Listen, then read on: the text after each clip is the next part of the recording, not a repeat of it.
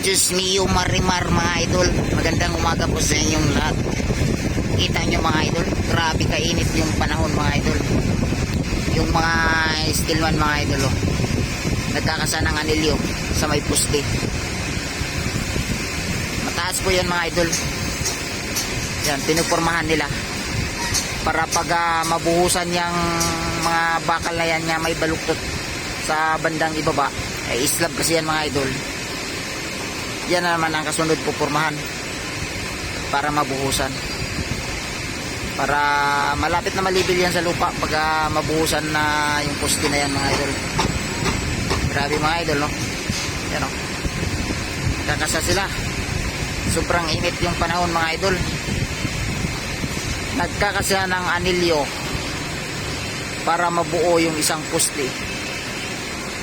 Yung bandang baba na yan mga idol, yung may mga buhos, yung ibabaw yan, islab yan. At yun lang mga idol. Good morning sa inyong lahat.